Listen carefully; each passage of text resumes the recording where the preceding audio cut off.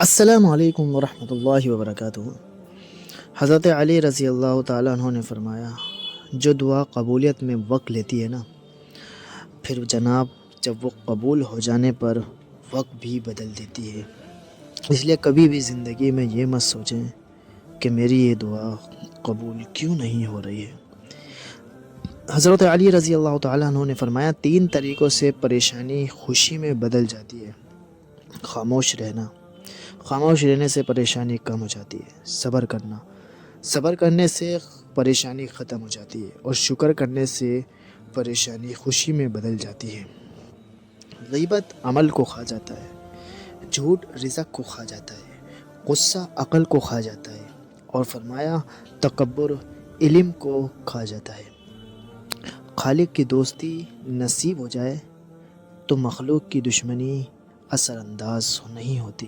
اگر خالق کی دوستی نصیب ہو جائے، پیسہ آ جانا یا مشہور ہو جانا کامیابی نہیں ہوتا جناب۔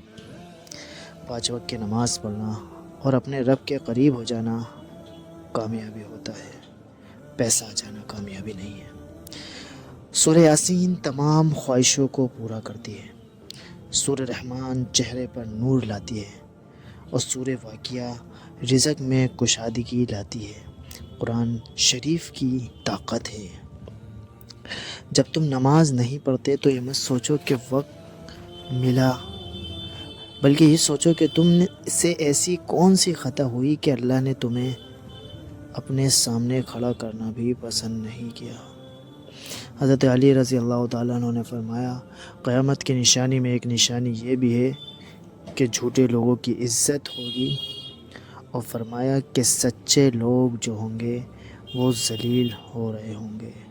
حضرت علی رضی اللہ تعالیٰ نے فرمایا، کبھی کسی کے سامنے اپنی صفائی پیش نہ کرو، کیونکہ جس پر تم پر یقین ہوگا اسے ضرورت نہیں اس صفائی کی، اور جسے تم پر یقین نہیں وہ مانے گا نہیں۔ حضرت علی رضی اللہ تعالیٰ نے فرمایا، تم کسی کے ساتھ بھلائی کرو اور تمہیں اس کا بدلہ برائی کی صورت میں ملے تو سمجھ لو کہ تمہاری نیکی قبول ہوئی۔ ایمان کیا ہے؟ سوال کیا گیا۔ فرمایا، خدا کی مرضی کو اپنی مرضی بنانا۔ رشتے ضرورت کے ہوں تو کبھی خوش نہیں دیتے، اور جذبات کے ہوں تو کبھی ساتھ نہیں چھوڑتے۔ اس لیے جذبات کے رشتوں کی بہت اہمیت ہوتی ہے۔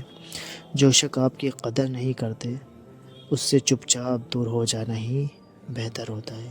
جو شخص آپ کی قدر نہیں کرتا ہے، زندگی میں اس سے زیادہ افسوس کا مقام اور کیا ہوگا، جب آپ کے خلوص اور آپ کی اچھائی کو مطلب سمجھا جائے گا۔ دوستو، جاتے جاتے ویڈیو کو لائک اور چینل کو سبسکرائب کرنا مت بھولیں۔ جزاکم اللہ خیرا۔ السلام علیکم ورحمۃ اللہ وبرکاتہ۔